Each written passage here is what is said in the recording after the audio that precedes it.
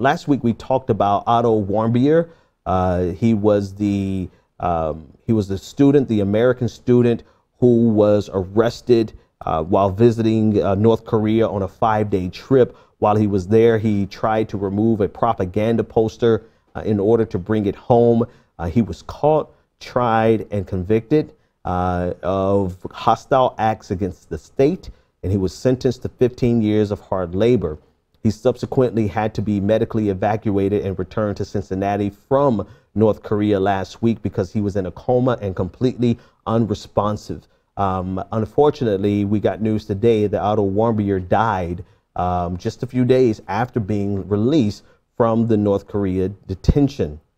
Doctors said that they were not aware of anything from his previous medical history prior to the time of his trip to North Korea that could have contributed to this situation, to his failing health, to the coma.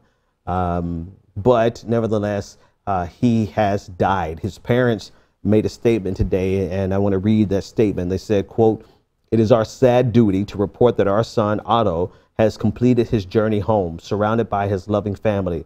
Otto died today at 2:20 p.m. We would like to thank the wonderful professionals at the University of Cincinnati Medical Center who did everything they could for Otto.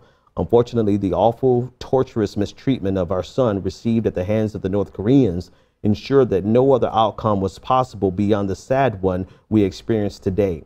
When Otto returned to Cincinnati late on June 13th, he was unable to speak, unable to see, unable to react to verbal commands. He looked very uncomfortable, almost anguished. Although we would never hear his voice again, within a day of the countenance of his face change, he was at peace. He was at home, and we believed he can sense that." I mean, that's horrible. That is very difficult to read, and the position that the parents are in.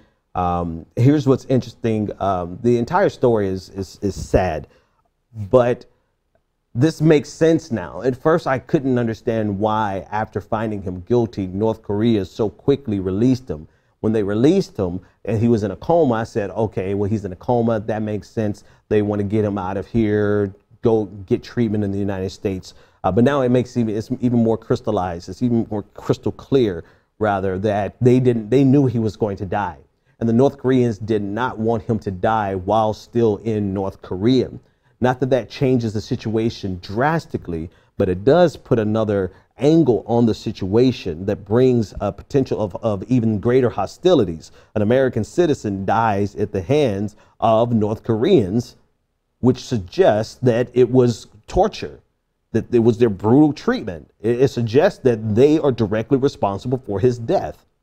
And that the United States then has to ask itself the question, what should we do about this, if anything? And so in order to at least to minimize or ameliorate some of the backlash, it makes sense to me that they would essentially just get rid of him out of the country and send him back to the United States of America.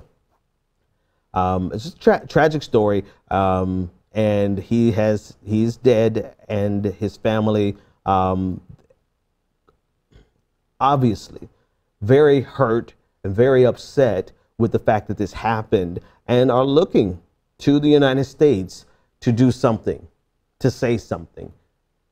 President Trump did make a statement earlier today, sending his condolences to the family and speaking out about the hostile act against the brutal acts that Otto suffered at the hands of the North Koreans.